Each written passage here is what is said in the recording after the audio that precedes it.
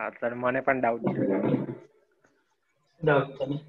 છે સર અગર magnetic field gravitational field કરતા વધારે હોય તો શું થાય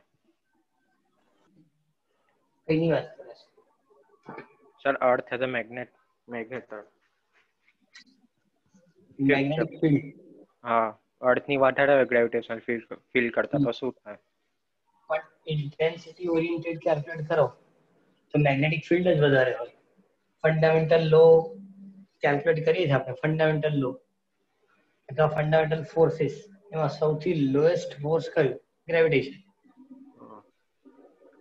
સૌથી લોએસ્ટ ફોર્સ કયું ગ્રેવિટેશન ઓકે પણ ડ્યુ ટુ કમ્પેરિઝન બરાબર આમે આપણે એને ડાયપોલ મોમેન્ટ આપી દી યાદ હોય 10⁻⁵ ટેસ્લામાં છે અર્થની ડાયપોલ મોમેન્ટ અને આપણે ગ્રેવિટેશનલ ફિલ્ડ થી ફોર્સ કેલ્ક્યુલેટ કરો સપોઝ બે બાર મેગ્નેટ વચ્ચેનું મેગ્નેટિક ફોર્સ અને ગ્રેવિટેશનલ ફોર્સ બંને કેલ્ક્યુલેટ કરો તો હાઈએસ્ટ શું હશે મેગ્નેટિક ફોર્સ જ હશે ગ્રેવિટેશનલ નહીં હોય ઓલરેડી અર્થ આપણે ફંડામેન્ટલ ફોર્સિસમાં જ આપી કે લોએસ્ટ ફોર્સ કયું છે ગ્રેવિટેશન જ છે મેગ્નેટિક તો હાયર જ છે તો ચેન્જ શું મારે ક્વેશ્ચન એ પૂછ્યું કે એનાથી મતલબ શું એમ ક્વેશ્ચન નો કમ્પેરિઝન વાઇઝ ગણો તો ગ્રેવિટેશન લોએસ્ટ જ છે એટલે મેં તને પૂછ્યું કઈ જગ્યાની વાર્તા છે અર્થ પર તો એવું જ છે તે જે કીધું સાચું કે અર્થ પર મેગ્નેટિક ફિલ્ડ વધારે છે ગ્રેવિટેશન ઓછી છે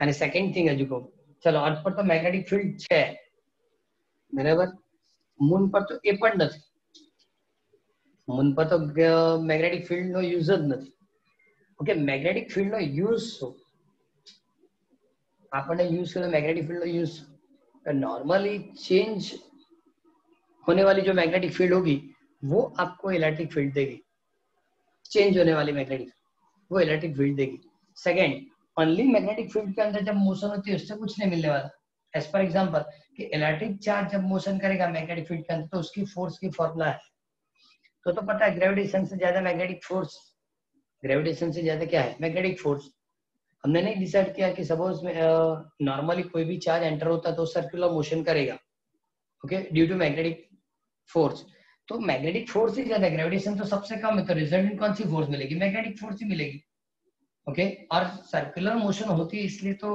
सर्कल के अंदर जो चार्ज मोशन होता है इसलिए सेंटर पे मैग्नेटिक फील्ड रहती है मतलब जो कंडीशन है वही है कि मैग्नेटिक फील्ड ग्रेविटेशनल फील्ड से ज्यादा है लेकिन क्वेश्चन में क्या पूछा सिर्फ इतना ही लिखा है તો સર મેટલ ઓબ્જેક્ટ ફેંકે તો એ અર્થ ની બહાર કેમ જતું રહે ફોર એક્ઝામ્પલ રોકેટ તો મેગ્નેટિક હોય ને આખું મેટલ થી બન્યું હોય ને મેટલ થી બનેલું વાત સાચી છે પણ એક વસ્તુ છે કે આમાં જે ફ્યુલ છે એ ફ્યુલ થી એને ધક્કો લાગે જ ને બાકી તો ગ્રેવિટેશન થી પણ બહાર ના જાય પોતાના ગ્રેવિટેશન થી પણ બહાર ના જાય ગ્રેવિટેશન થી નીચે જ આવે પણ એને જે થ્રસ્ટ મળે છે એને ઉપરથી જાય છે બરાબર છે એ કેલ્ક્યુલેશન થી જાય એટલે તો ફાયર સ્ટાર્ટ થાય છે ફાયર થાય છે ઇનિશિયલી એને ઓર્બિટ ની બહાર જવા માટે જે બુસ્ટિંગ કરવા માટે ની બાજુમાં નાના રોકેટ છે ફ્યુલ રોકેટ એટલા માટે હોય છે કે આ બધાનો જે ટોટલ રિઝલ્ટન્ટ ફોર્સ છે એના કરતા થોડોક વધારે ફોર્સ મળે તો ધક્કો ઉપર લાગે બે કન્ડિશન છે એક તો બુસ્ટિંગ માટેના રોકેટ છે જેને ઉપર ધક્કો મારે સેકન્ડ થિંગ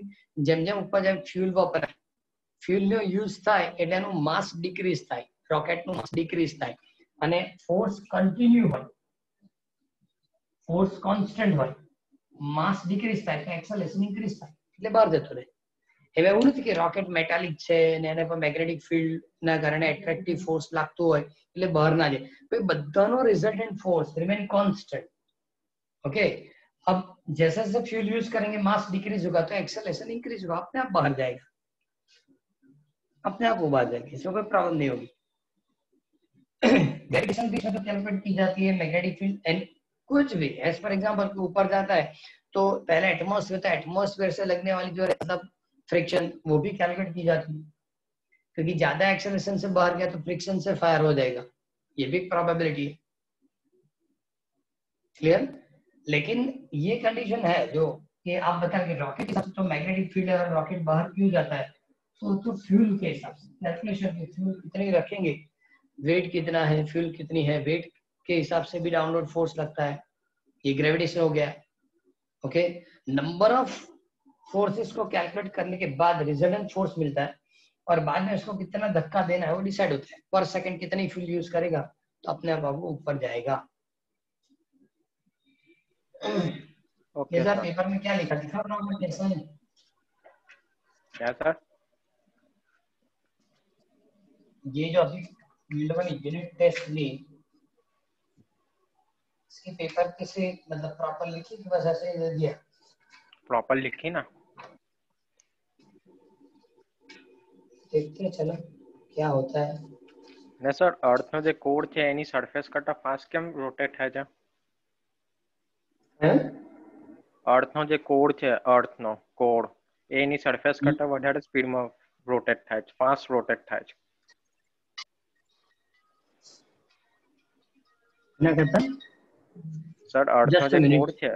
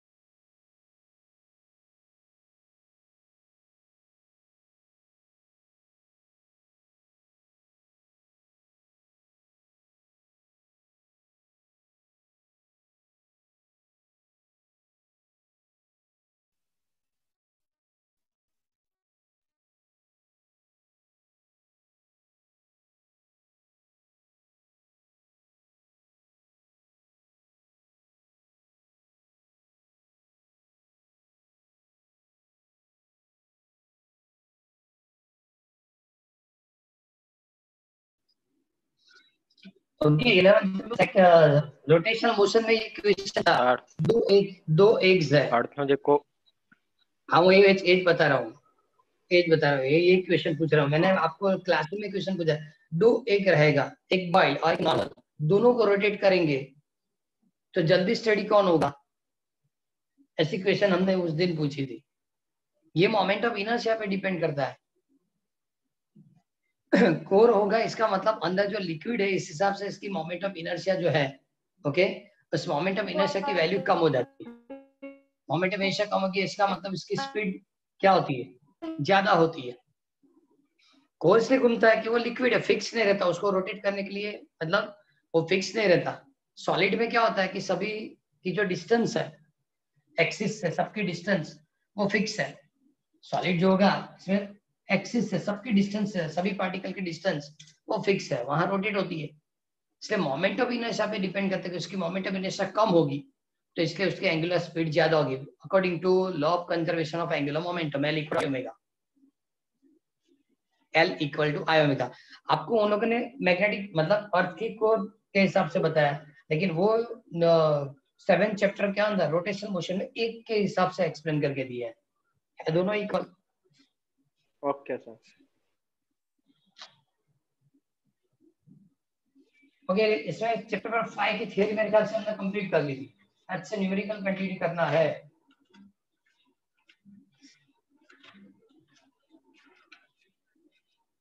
अच्छा हमको इसकी न्यूमेरिकल कंप्लीट करना शुरू करना है।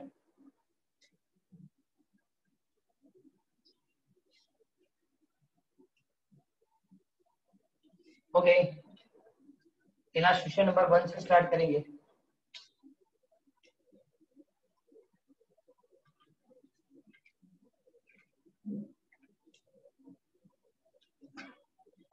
इलास्ट्रेशन नंबर 1 सिर्फ डायग्राम ड्रा करके दिया।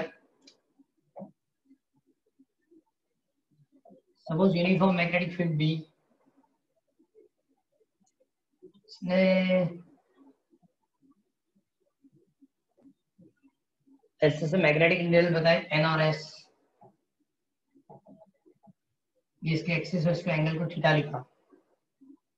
In figure the magnetic field as a magnetic moment is 6.7 10 to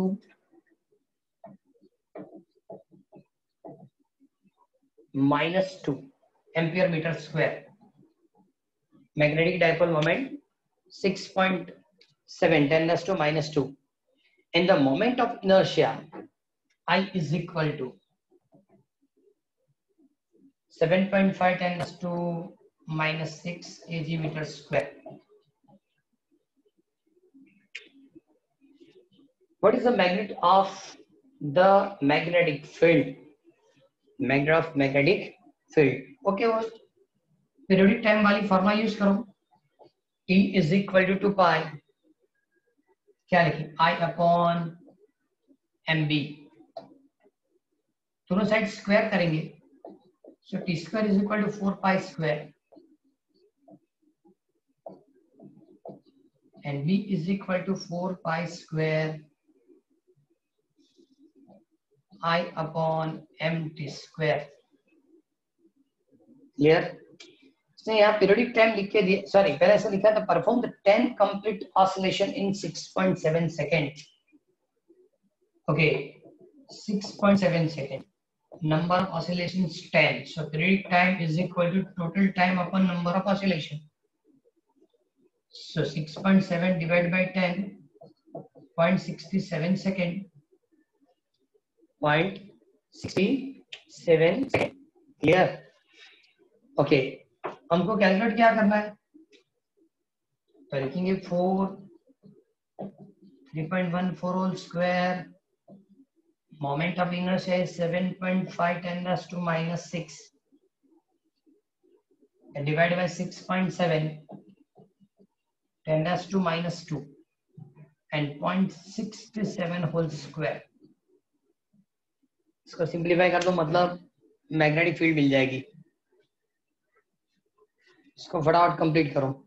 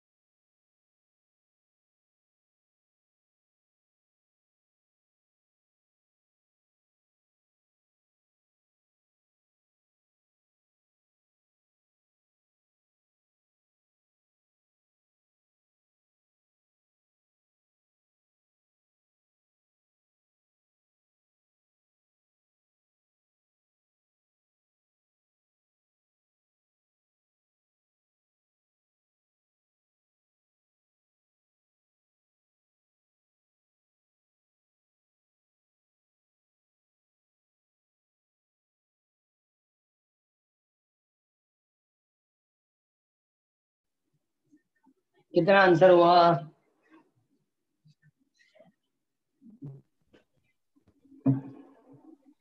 98.34 into 10 raised to minus 4 Tesla. 98.34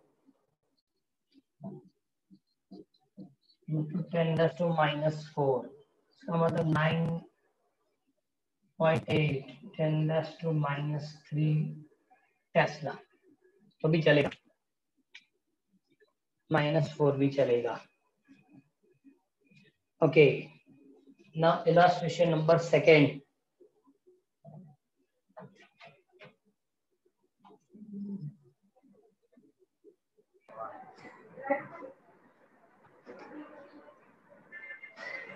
वैसे बता रहा हूँ, इस चैप्टर से मैक्सिमम आपको 2 मार्क्स वाली सिंगल क्वेश्चन,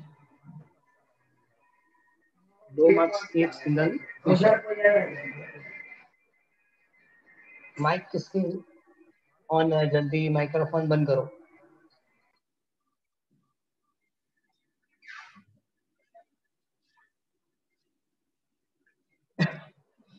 इस चैप्टर से 5 मार्क्स के अंदर 2 मार्क्स वाली क्वेश्चन होगी और 3 एमसीक्यू रहेंगे जो वाइपर के साथ हम लोगों ने दिया.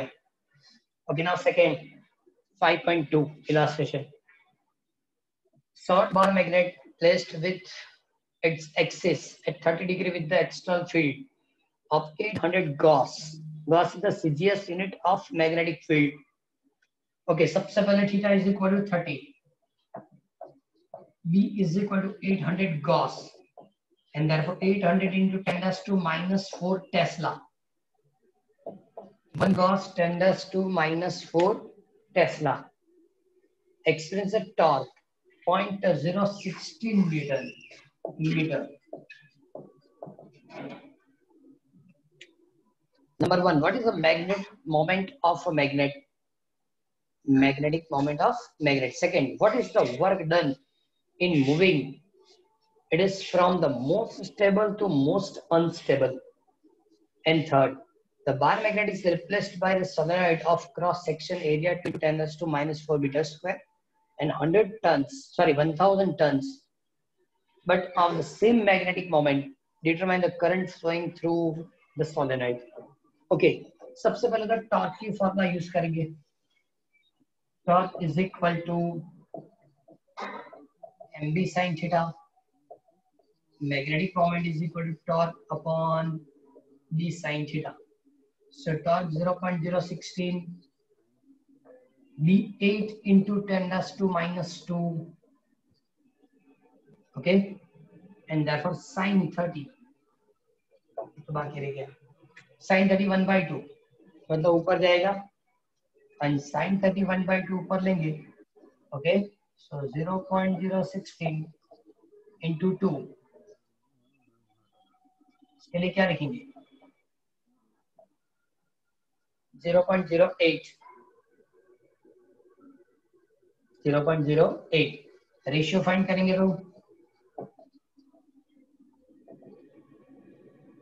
सो एम्पियर मीटर स्क्वायर यूनिट क्या होती है? em square.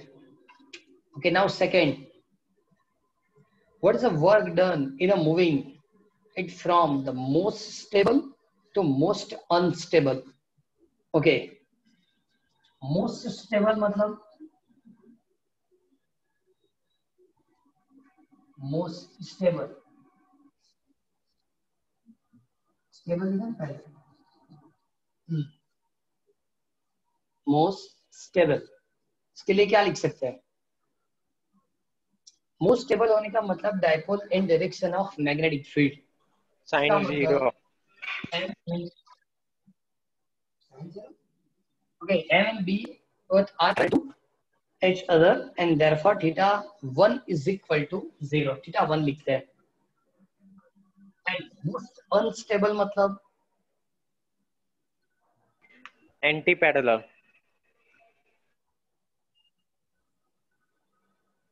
the angle between M and B.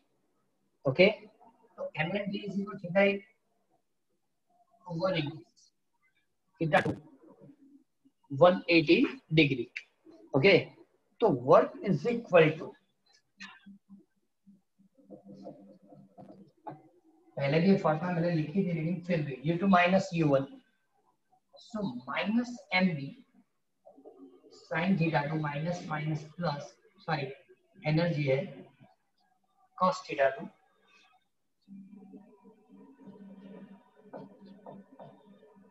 सिर्फ एम बी कॉमन निकालेंगे तो cos theta 1 minus cos theta 2, cos theta 1 minus cos theta 2, सभी वैल्यूएशन ऐड कर देंगे, आंसर हो जाएगा.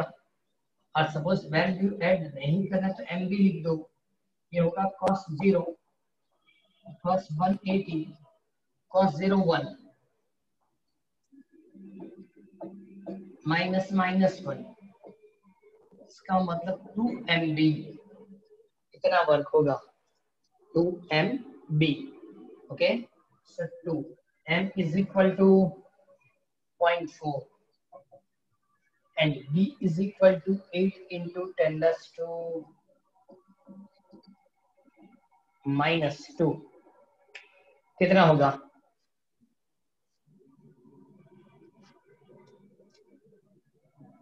ये 0.8 मतलब 6.4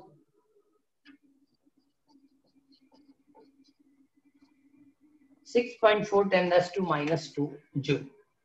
Clear? Okay, now third,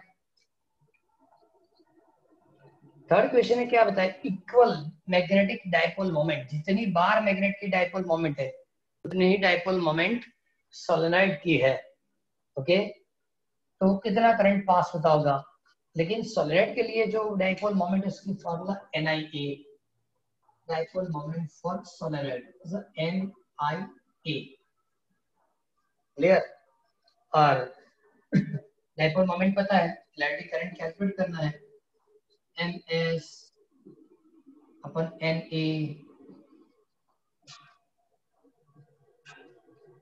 okay, ये होगा 0.4, नंबर ऑफ टर्न्स दिए 1000 एंड क्रॉस सेक्शन एरिया में लिखा 10⁻⁻⁴,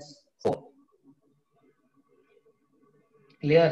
अब देखो 10⁻3, 10⁻⁻⁴, सो 10⁻⁻1, -1 ऊपर जाएगा तो +1, मतलब आंसर इज 2 एम्पियर। कंप्लीट। इसके अंदर 3 पॉइंट्स थे। सबसे पहले तो मैग्नेटिक मोमेंट कैलकुलेट करनी थी बार मैग्नेट, बाद में stable to unstable, stable to unstable के लिए एनर्जी या वर्क कैलकुलेट करना था। जैसे कि जब डायपोल आप फील्ड के अंदर रखेंगे तो ऑलवेज वो पैरेलल टू मैग्नेटिक फील्ड, मतलब वो स्टेबल कंडीशन में होगा। अब बाद में इसकी वर्क बाद में इसको 90 पे लाना, 180 पे लाना, जिस एंगल पे ले जाना है आपको इतना वर्क करना पड़ेगा। ऑलवेज यही फॉर्मूला है, तो मैंने आपको फिर से बता, लेकिन ये फॉर्मूला डायरेक्ट लिखो तो भी चलेगा। Work equal to md cos θ1 minus cos θ2, required work cos θ1 minus cos θ2, initial final angle से चेंज होता है, तो ये वाली फॉर्मूला आप यूज कर सकते हैं। क्लियर। ओके, नाउ 5.3 की कंटेंट थोड़ी डिफरेंट है। What happened if the bar magnet is cut into 2 pieces?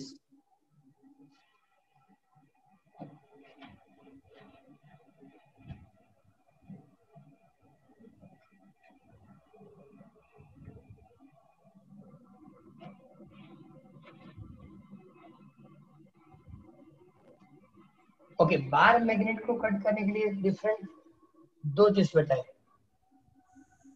कौन कौन सी बताई? Transverse to the its length and along its length। ये कैलकुलेशन कैसे होगी? पहले इसको किस तरह से कट किया जाएगा?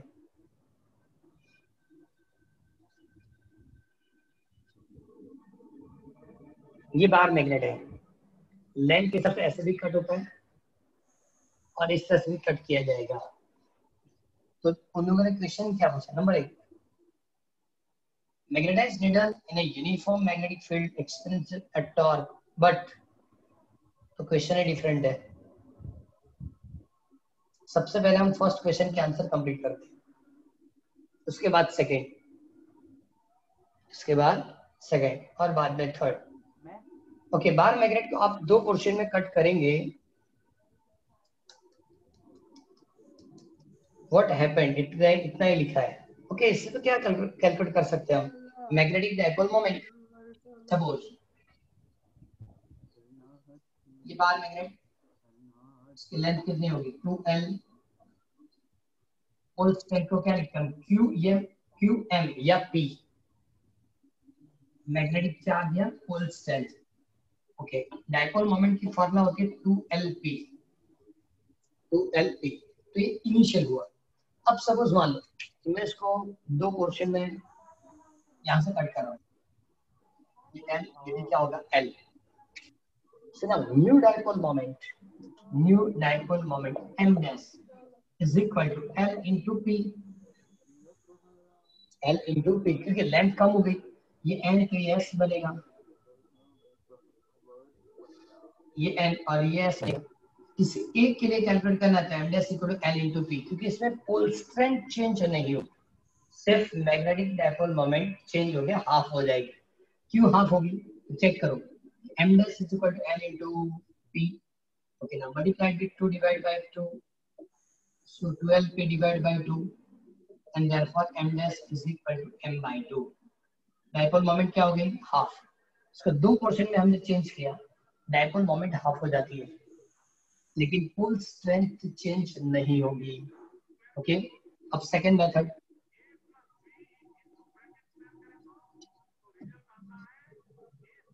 जैसे एन और एस, पहले हमने इस तरह से कट किया,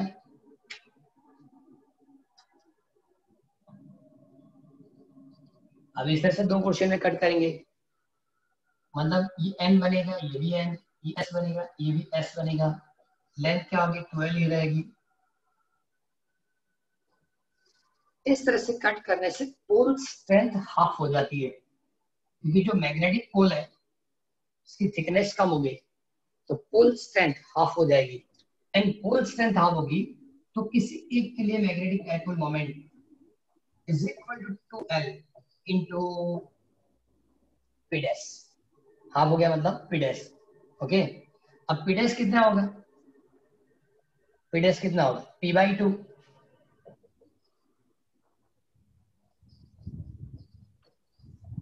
पोल स्ट्रेंथ हाफ, तो इसका मतलब 2LP/2 sorry N dash equal to M/2। इसका मतलब दोनों कंडीशन के अंदर डायपोल मोमेंट हाफ हो जाती है, लेकिन फर्स्ट केस के अंदर pole strength remain constant, second के अंदर पोल स्ट्रेंथ हाफ होती है।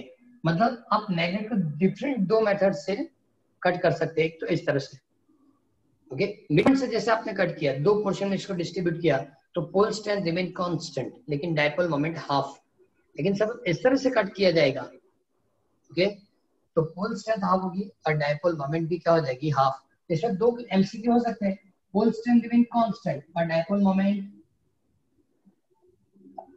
m dash is equal to m/2, इसमें क्या लिखेंगे, pole strength dash is equal to p/2 and m dash equal to 1 m/2।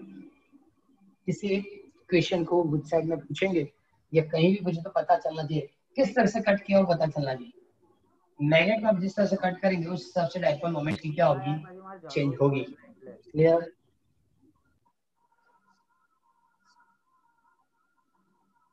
Okay, second question, a magnetized needle in a uniform magnetic field experience a torque but no net force. An iron nail near a bar magnet experience a force of attraction. Prediction of torque and why. Okay, ये तो आपने theory पढ़ी तभी भी पता चला था जब थियोरी कंप्लीट की थी। इसके torque acting on bar magnet due to uniform magnetic field, इसके अंदर इसके आंसर थी यूनिफॉर्म मैग्नेटिक फील्ड है, इसके अंदर हम मैग्नेटिक नीडल रखेंगे, मैग्नेटिक नीडल नहीं ड्रॉ करना तो बार मैग्नेट भी ड्रॉ कर सकते हैं, ये N और ये S। So direction of magnetic dipole moment N to S, S to N, S to N, magnetic field B, angle theta. Okay, सबसे पहले तो इस पोल पे लगने वाली फोर्स क्या होगी, force on north pole is equal to pole strength into vector B। यहाँ जो फोर्स लिखी Fs, pole strength into B, pole strength into B, लेकिन ये किस डायरेक्शन में होगा, अपोजिट, क्योंकि फील्ड की डायरेक्शन ये अपोजिट डायरेक्शन वाली फील्ड है। सपोज आप लिखे तो यहाँ P लिख सकते हैं तो यहाँ -B। अब चेक करो total resultant force on a bar magnet Fn plus, तो इसका P इंटू B,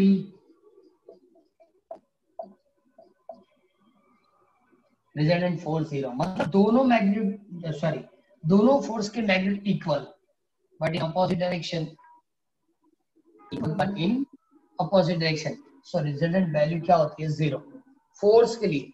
समझो दोनों पे लगने वाली फोर्स इक्वल एंड अपोजिट, इसलिए रिजल्टेंट फोर्स 0 लेकिन टॉर्क 0 नहीं होगा। क्यों? ये दोनों फोर्स कपल फोर्स की तरह बिहेव करता है और इसलिए टॉर्क प्रोड्यूस होगी, और टॉर्क प्रोड्यूस होगी मतलब ये बाहर मैग्नेटिक फील्ड की डायरेक्शन में आ जाएगा। ओके, ये उन लोगों ने कैलकुलेट करके दिया है। अब अमाउंट ऑफ टॉर्क पूछा, तो अमाउंट ऑफ टॉर्क तो हमको पता ही है, तो वही फील्ड है टॉर्क इज इक्वल टू किसी एक फोर्स की और दोनों के बीच की परपेंडिकुलर डिस्टेंस, सपोज ए, बी और सी. So what is the perpendicular distance between Fn and Fs? यहाँ ये इस डायरेक्शन पे परपेंडिकुलर डिस्टेंस होगा. Okay, total length of bar magnet, total length of bar magnet क्या होगा? 2l. ये एंगल थीटा है, ये वाली एंगल भी क्या होगी? थीटा. अब सपोज हमको से कैलकुलेट करके देना है, थीटा के सामने वाली साइड क्या होती है? बी से. तो क्या लिखेंगे? sin theta is equal to positive मतलब हाइपोटेन्यूज,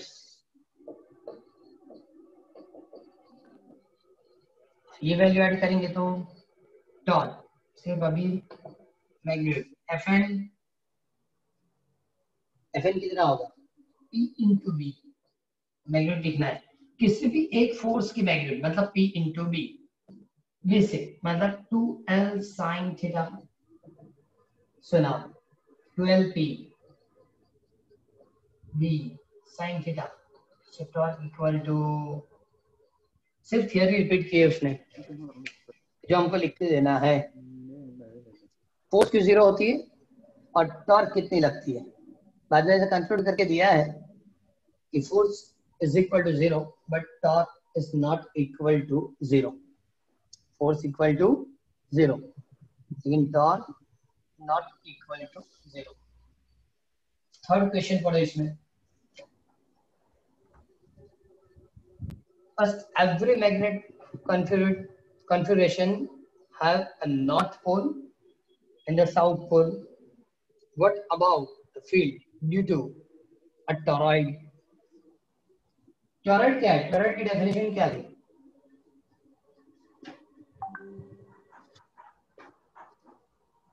Toroid की definition क्या थी? सोलेनॉइड को सर्कुलर फॉर्म में बेंड कर देता है.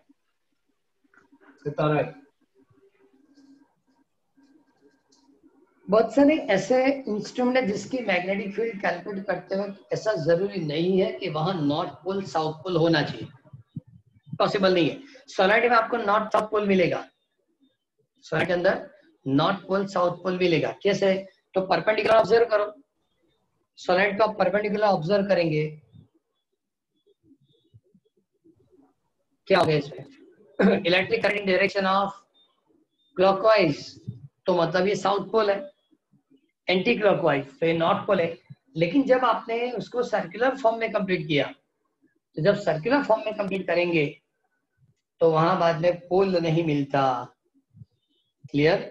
आपको नॉर्थ पोल साउथ पोल ऐसा नहीं मिलेगा. इसमें नॉर्थ पोल साउथ पोल ऐसा आप कंप्लीट नहीं कर सकते, क्योंकि इसकी क्वेश्चन पढ़ो तो पता चलेगा क्या लिख के दिया उसने.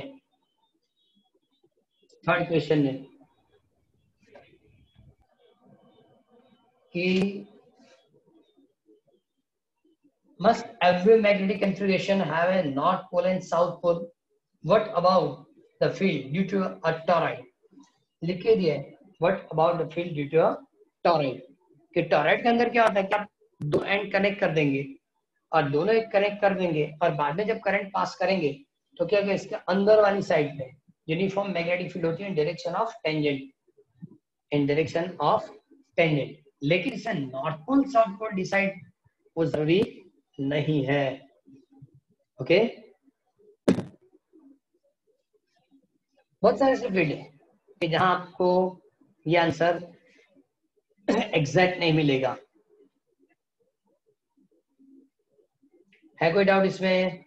टॉरॉइड के अंदर जैसे आप करंट पास करेंगे टायर की तरह होता है, जब आप करंट पास करेंगे तो सर्कुलर फॉर्मेट है, और सर्कुलर फॉर्मेट है तो इसमें नॉर्थ पोल साउथ पोल आप डिसाइड नहीं कर पाएंगे. लेकिन फिर भी आप चेक करो कि इसके अंदर मैग्नेटिक फील्ड भी है और उसकी डाइपोल मोमेंट भी जीरो नहीं होती. इसकी डाइपोल मोमेंट जीरो नहीं होती. एज पर एग्जाम्पल टॉरॉइड तो बराबर है, लेकिन जब वायर से करंट पास करेंगे वायर तो सराउंड मैग्नेटिक फील्ड मिलती है, तो वहां नॉर्थ पोल साउथ पोल क्या है? वो भी नहीं मिलता. मैग्नेटिक फील्ड है लेकिन सराउंड मैग्नेटिक मतलब नॉर्थ पोल साउथ पोल क्या वो आप डिसाइड नहीं कर पाएंगे। Current carrying wire, current carrying ring, ring में तो पता है कि रिंग से करंट पास होता है, आपने इधर से देखा तो ये एंटी क्लॉकवाइज और यहाँ आपने चेक किया क्लॉकवाइज है तो एस उधर एन, वो पॉसिबिलिटी है। लेकिन जब वायर से करंट पास करेंगे तो वायर में कौन सी नॉर्थ पोल साउथ पोल वो हम नहीं बता सकते, टॉरेंट में ऐसा नहीं था। क्लियर? ऐसे जरूरी है कि ऑलवेज जहां भी मैग्नेटिक फील्ड है वहां नॉर्थ पोल साउथ पोल होगा, ये जरूरी नहीं है। आगे कोई क्वेश्चन दिया? Yes, two identical looking iron bar A and B are given, one of which is definitely known to be a magnetized. How would one? अरे ये तो कॉमन क्वेश्चन है कि आपको दो रॉड दिए गए आयन के, ओके, कैसे पता चलेगा कि इसमें मैग्नेटिज्म है, कैसे डिसाइड करेंगे, कैसे होगा? नजदीक लाएंगे तो पता चल सकता है, पता चलेगा इससे। देखो दो ए और बी, दो आपके पास दो, एक मैग्नेट है और एक आयन रोड है। सपोज दो मैग्नेट है, सपोज आपने दो रोड दो पॉइंट न दे, अरे एट्रैक्टिव फोर्स लगता है तो इस तरह से रिपल्सिव होता है, इसका मतलब दोनों मैग्नेट है, दोनों मैग्नेट। लेकिन एक आयन रोड और एक मैग्नेट है तो ऐसे रखो एट्रैक्टिव फोर्स, ऐसे भी क्या लगेगा एट्रैक्टिव फोर्स। लेकिन दोनों बार मैग्नेट होंगे तो किसी एक एंड पे अट्रैक्शन होता है, तो इस तरह से रखने से रिपल्सन होना चाहिए। क्लियर? इससे ज्यादा कुछ नहीं बताया। ये न्यूमेरिकल स्पेशली जो हमने कैलकुलेट किया तो किसके लिए? फर्स्ट पॉइंट वो एमसीक्यू है जो कॉम्पिटिटिव एग्जाम में पूछा है, एंड थर्ड पॉइंट कौन सा? सी अभी रख कि always north pole south pole होना जरूरी नहीं है, ये भी आपको पॉइंट से याद रखना है। और बाकी तो थियरी थी, ये तो ऐसे भी हमने पढ़ा था कि यूनिफॉर्म मैग्नेटिक फील्ड के अंदर जब बार मैग्नेट रखेंगे तो फोर्स जीरो होता है लेकिन टॉर्क जीरो नहीं होता। क्लियर? इससे ज्यादा 5.3 में कुछ नहीं है। Okay, now next 5.4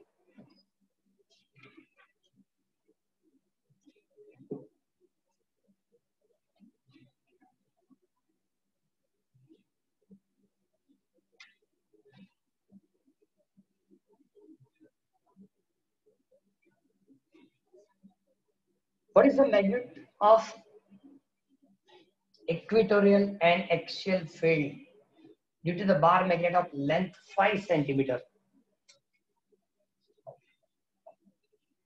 Length 5 centimeter. At a distance 50 centimeter from midpoint. 50 centimeter from midpoint. The magnetic moment of a bar magnet is 0.4 ampere meter square.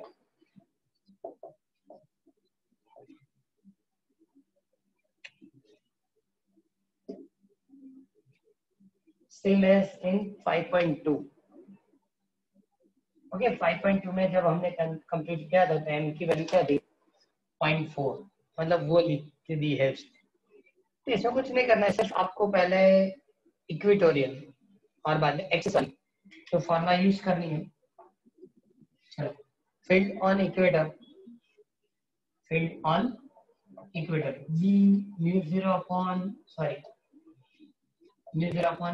Pi m upon r cube, formula क्या होती है? r cube d cube, जो भी लिखा लिख सकते हैं। μ0/4 पाई is 10⁻⁻⁷, m is 0.4 and 0.5 whole cube.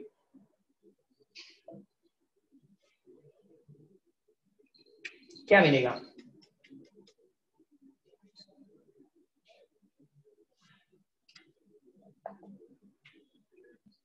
0.4 divided by 0.125 into 10⁻⁻⁷. कितना होगा? 3.2 into 10⁻⁻⁷.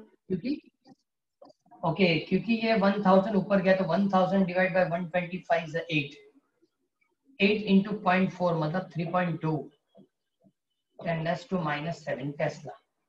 ये इक्वेटर की मैग्नेटिक फील्ड हुई। एक्सिस के लिए मैग्नेटिक फील्ड लिखना है तो μ0/4 पाई 2m/dq, 2m/dq। So again 10⁻⁷ 2 into 0.4 d cube मतलब 0.5 होल क्यूब। कुछ नहीं करना, इससे डबल आएगा क्योंकि यहाँ तक तो कॉमन था, 2 ज्यादा है। आंसर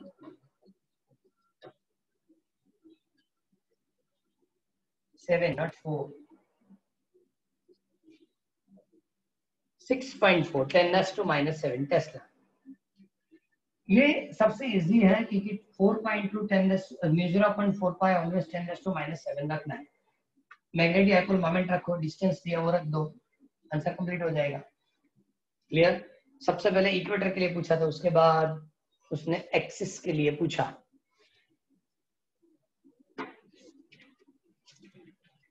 ओके, इस टाइप के न्यूमेरिकल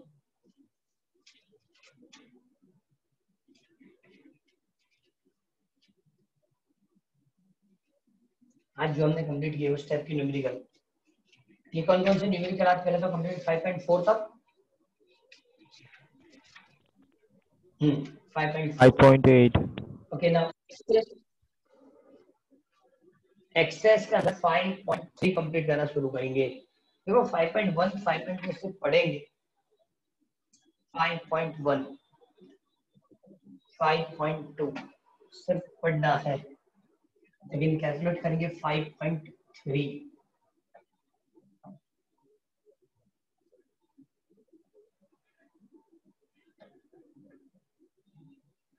5.3 में उसने लिखा short bar magnet exercise 5.3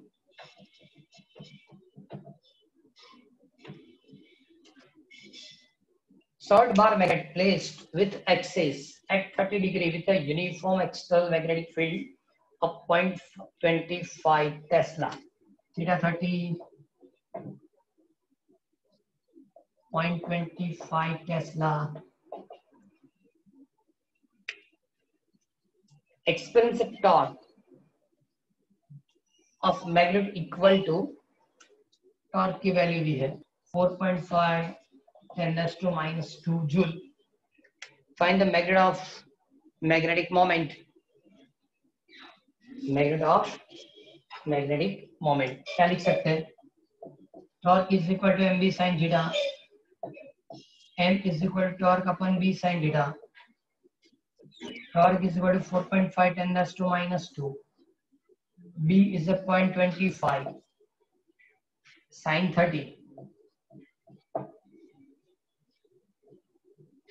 sin 30 1/2 मतलब 2 ऊपर जाएगा, so 9 into 10⁻⁻2 अपन 0.25 मतलब 1/4 0.25 मतलब क्या होगा 1/4 मतलब 4 भी ऊपर गया, 36 into 10⁻⁻2 इसका मतलब 0.36 ampere metre square z dipole moment. आज मैं इसलिए न्यूमेरिकल फिर से एक्सरसाइज की रिपीट कर रहा हूँ कि जो इक्वल मेथड है वो साथ में हो जाए। क्लियर? इसलिए 5.3 लिया है। इलास्ट्रेशन में भी ऐसी न्यूमेरिकल थी, एक्सरसाइज में इस तरह की न्यूमेरिकल है। क्लियर? इलास्ट्रेशन पहले कौन कौन से होगी याद रहेगी ना, 5.1 5.2 5.3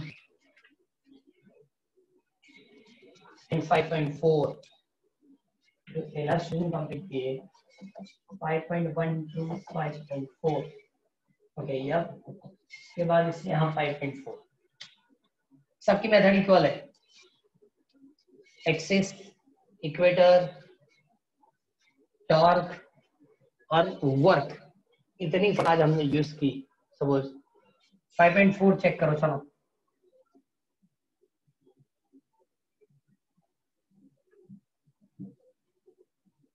5.4 में लिखा a short bar magnet of magnetic moment m is equal to point, देखो यहाँ से कितना है यूनिट है 0.32 जूल पर टेस्ला या joule into tesla raise to -1। अब तक डायपोल मोमेंट की यूनिट क्या थी? अब तक डायपोल मोमेंट की यूनिट थी ampere metre square, ampere metre. लेकिन इस न्यूमेरिकल में उसने एक नया यूनिट दिया, जूल अपॉन टेस्ला। और ये क्वेश्चन बहुत बार बोर्ड में रिपीट है, जूल अपॉन टेस्ला किसकी यूनिट है? तो डायपोल मोमेंट। ये दो तो हो गए, ampere metre square, joule upon tesla, दोनों से फॉर्मूला तो इक्वल बनेगी। क्लियर? आगे, is placed in a uniform magnetic field of 0.15 Tesla. 0.15 Tesla. If the bar is free to rotate in a plane of the field, which orientation would correspond to its number 1 stable and number 2 unstable equilibrium? What is the potential energy of a bar magnet in each case? अब देखो, potential energy word use किया, पहले मैं work लिखा था, और work और energy की फॉर्मूला सिंपल वही है, कौन सी? Minus mb cos theta.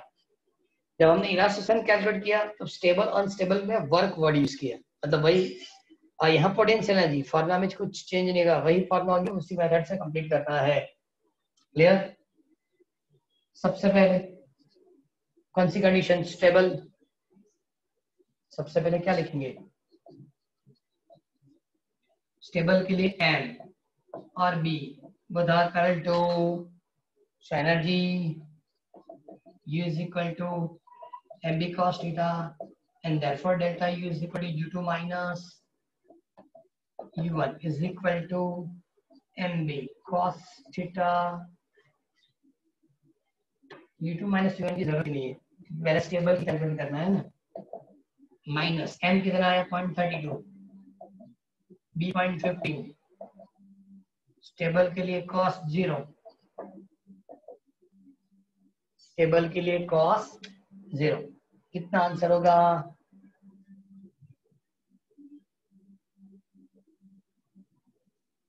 Answer क्या होगा? 0.048 0.048 जूल। ओके, जब अनस्टेबल के लिए लिखना है तो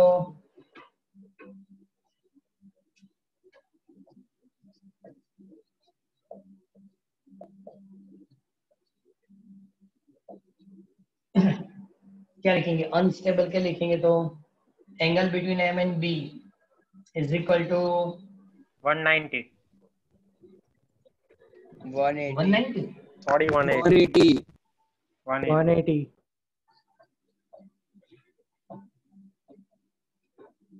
180, and therefore U is equal to minus mb cos theta minus 0.32, 0.15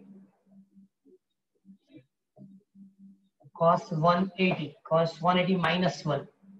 okay, तो ये आंसर प्लस में आएगा।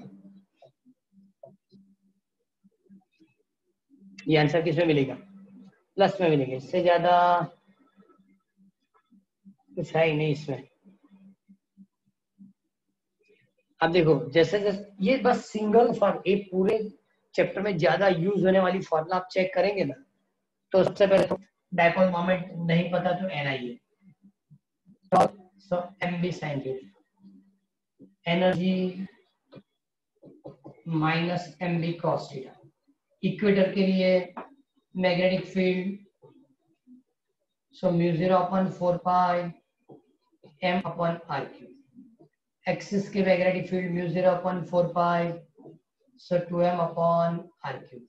मेजरली ये फॉर्मूला सबसे ज्यादा यूज होती रहेगी।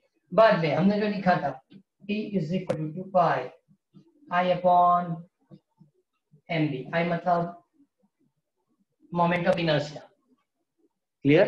तो इस मेथड में ज्यादा से ज्यादा न्यूमेरिकल है, ये सब क्वेश्चंस पता चलेंगे तो बाद में कुछ प्रॉब्लम। हाँ, बाद में अब अर्थ मैग्नेटिक फील्ड में जाएंगे तो वो भी लिखेंगे। हॉरिजॉन्टल कंपोनेंट मतलब b cos थीटा, वर्टिकल मतलब b sin थीटा। क्लियर? वो बात की बात है, लेकिन अभी जो हम कल कैलकुलेट करें इसमें ज्यादा से ज्यादा यही यूज होता है। Okay, clear? अभी टॉर्क वाली जो फॉर्मूला है इसके बाद पहले कंप्लीट करेंगे। चलो 5.5 लास्ट नहीं मिली, वरना आज होमवर्क ज्यादा हो जाएगा। 7 न्यूमेरिकल। चलो last numerical.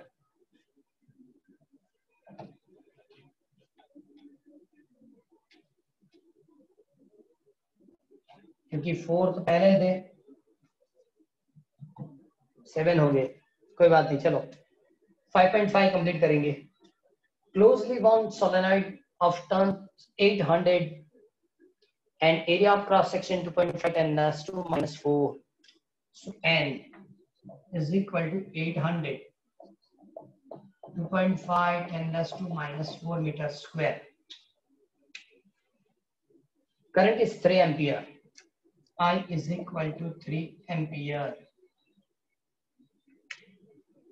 Explain sense in which the solenoid act like a bar magnet and what is its associated magnetic moment. अब देखो इसने लिखे current carrying solenoid act like a bar magnet placed on its axis with M perpendicular to A. तो सीधी बात है कि जब magnetic field देखो सोलेनॉइड में, जब मैग्नेटिक फील्ड मिलती है ना, तो फील्ड की डायरेक्शन, तो उसी डायरेक्शन में मैग्नेटिक डाइपोल मोमेंट देता है और क्रॉस सेक्शन एरिया को वो परपेंडिकुलर था। क्रॉस सेक्शन एरिया को क्या होगा, वो परपेंडिकुलर होगा। क्लियर? क्रॉस सेक्शन एरिया को पर, क्रॉस सेक्शन एरिया वेक्टर को परपेंडिकुलर नहीं बता रहा हूं, मेरी बात सुनो। क्रॉस सेक्शन जो है उसको परपेंडिकुलर होगा, एरिया वेक्टर भी उसी डायरेक्शन में होता है। एरिया वेक्टर की बात नहीं करो, क्रॉस सेक्शन को मतलब परपेंडिकुलर होगा। करंट जो पास करेंगे वो बात अलग है। वो करंट सपोज आपने रखा यहाँ से, स्लाइड में जो वायर है बैटरी कनेक्ट करनी पड़ेगी, तो ऐसे करंट पास होगा। देख यहाँ से एंटर होगा तो इस तरह से करंट पास यहाँ से बाहर आएगा, तो करंट एक कलर दिखा के पीछे से वायर अंदर एंटर होगा ना, ऐसे वापस आएगा।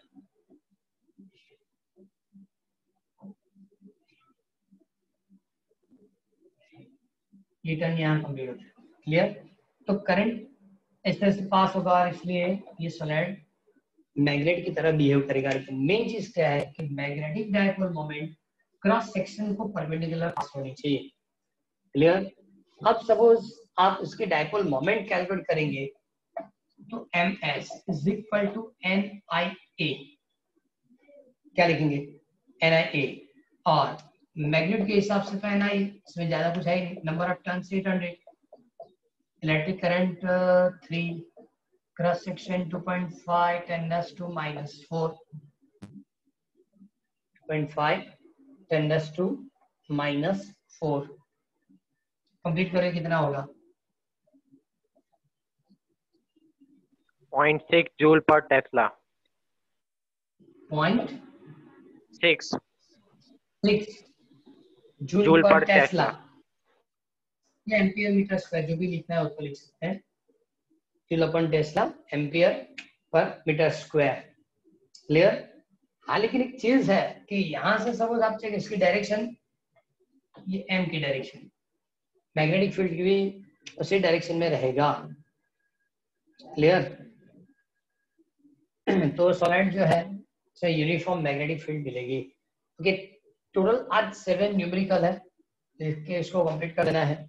नेक्स्ट में भी अभी यही इस टाइप के न्यूमेरिकल चलेंगे कि जहां आपको सोचिंग इनिशियली पहले बनेंगे, बाद में पहले में जो है ज्यादा कैलकुलेशन सॉरी प्रॉब्लम नहीं होगा। इस जो मतलब आपके पास जो फॉर्मूला है उसी फॉर्मूला से कंप्लीट करना होगा। हाँ, पीछे जो न्यूमेरिकल दिए इसमें थोड़े बहुत लॉजिकल है कि जहाँ पे कैलकुलेशन और इसमें एडिशन भी कैलकुलेट करना पड़ेगा। एक बात है कि इस बार हमने 4th चैप्टर में एडिशन कैलकुलेट किया था चैप्टर 4 में एडिशन न्यूमेरिकल कैलकुलेट किए थे हमने कि नहीं किया था? किए थे ना। प्रिपेयर नहीं किया होगा ना? हाँ, वो प्रिपेयर करने हैं जो कंप्लीट एडिशनल न्यूमेरिकल करेंगे। इसलिए कि एडिशनल न्यूमेरिकल, एडिशन का मतलब ऐसा नहीं, लेकिन वो पैटर्न ऐसे कि जो पैटर्न टेक्स्ट में नहीं दी लेकिन बोर्ड ने आगे कहीं भी रिपीट किया हो तो वो क्वेश्चन पूछेंगे।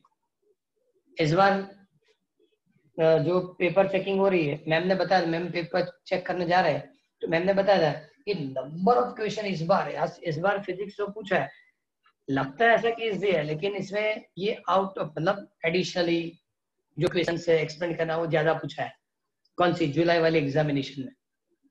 अब जुलाई वाला तो ऐसा भी जुपिटर थे, और उसको पेपर जो उन लोगों ने दी उसमें ज्यादा से ज्यादा ऐसे एडिशनल में से या जो पहले पूछा उस टाइप की पैटर्न से क्वेश्चन ज्यादा रखे। अभी सब पता है कि गुड सेट में मार्क्स कम, लेकिन प्रॉब्लम क्या है कि प्रिपरेशन नहीं। बाकी सबसे 11th की जो क्वेश्चन है नॉर्मल क्वेश्चन, वो क्वेश्चन भी उन लोगों ने पूछी है कि जो इजीली पता चला कि क्या करना है क्या लिखना है।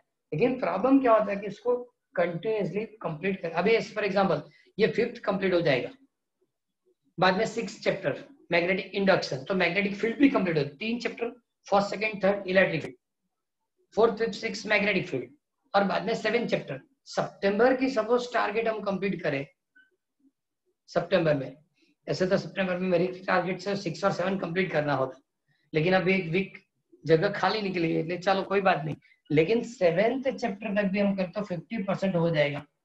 50 मार्क्स के सिलेबस 7 चैप्टर तक है, 50 मार्क्स 7 चैप्टर तक। क्लियर? तो प्रिपेयर कंटिन्यू करना है, क्योंकि ये तो स्टार्ट होगा कि नहीं होगा, जब भी होगा तो लोग बोलेंगे कि भाई ऑनलाइन एग्जीक्यूशन में इतना हमने कंप्लीट करवा दिया था, अब बोर्ड ने थोड़ी पढ़ाया था। ओके, तो नॉर्मली 20-25% डिडक्ट होगा, तो भी ऐसे ऐसे टॉपिक है सीबीएसई वाले चेक करो, ऐसे टॉपिक है जहां से 1 मार्क्स क्वेश्चन या एमसीक्यू है, थियरी पूछ सकते हैं, जो प्रोबेबल नहीं है ऐसे टॉपिक्स उन लोगों ने कैंसिल कर दिए और बोला कि 25% हो गया। और वो भी क्या, ओनली फॉर बोर्ड एग्जामिनेशन। जेडब्ल्यू नीट के एग्जामिनेशन में कुछ कट नहीं हुआ, तो प्रिपेयर करना ही है। इसलिए जितने चैप्टर्स हो गए इसको प्रॉपर्ली प्रिपेयर करना शुरू कर दो। ऐसा नहीं हो कि सपोज स्कूल, क्योंकि अभी तो उस दिन पेरेंट्स मीटिंग हुई थी, तब एक ऑप्शन दिया था कि भाई 21 से जिसको भी डाउट है स्कूल में आके सॉल्व कर सकता है, वो परमिशन दी है, वो परमिशन दी है कि स्कूल में आके आपको सपोज सॉल्व करना है, कोई डाउट है तो आपको परमिशन देंगे। क्लियर? तो हो सकता है कि इसमें थोड़े बहुत टाइम के बाद, प्रोबेबिलिटी के बाद कि नेक्स्ट मंथ 9, 10, 11, 12 की परमिशन हो आपको, तब आपको प्रॉब्लम क्या होगी कि मेजॉरिटी आपको प्रैक्टिकल वर्क्स अभी बाकी। ओके, वो सब लिखना भी पड़ेगा, प्रिपेयर भी करना है। और सेकंड थिंग, ये सबको प्रिपेयर करके जो भी एग्जामिनेशन होगी तो कंटिन्यू करना पड़ेगा। और इस बार होगा कि सपोज अक्टूबर में भी या 15 नियरली कुछ स्टार्ट हो गई स्कूल, तो दिवाली वाली वेकेशन 1 वीक में कंप्लीट हो जाएगी, ज्यादा टाइम वो कवर करेंगे इसमें। तो अप्रॉक्सीमेट भी आप चेक करो कि जो सिलेबस है उस सिलेबस के हिसाब से वर्क होगा। इसलिए जो चल रहा है उसको डे टू डे कंप्लीट करो, बराबर। और सपोज एग्जाम ज्यादा से ज्यादा डिफरेंस होगी तो मार्च की जगह अप्रैल की जगह जून या जुलाई में होगी, जून में हो जाएगी, जुलाई में कंप्लीट हो जाएगी। लेट ज्यादा नहीं करेंगे, आपको जो भी मतलब टाइम की लॉस दे, टाइम की लॉस प्रोवाइड कर देंगे। उनके हिसाब से स्कूल स्टार्ट होते जून में, जून जुलाई अगस्त 3 मंथ है, तो 2 मंथ की एडिशनल आपको दे देंगे कि मार्च की जगह अप्रैल भी नहीं, मई भी नहीं, जून फर्स्ट वीक में एग्जाम ले लो और लास्ट वीक में कंप्लीट ले लो, मतलब कंप्लीट। वो लोग तो प्रोसीजर के हिसाब से काम कर लेंगे, लेकिन प्रिपरेशन आपको करना पड़ेगा, टाइम लॉस नहीं आना चाहिए। क्लियर? आज 7 न्यूमेरिकल आपको सबमिट करना है, बाकी नेक्स्ट में कंटिन्यू करना शुरू कर देंगे। इसमें ज्यादा न्यूमेरिकल आएंगे नहीं, क्योंकि एक्सरसाइज 15 एक्सरसाइज में 15 और लास्ट सेशन में 11, 7th आज हो गए। ओके, मीटिंग एंड कर देंगे। Good day, sir. Good day, sir.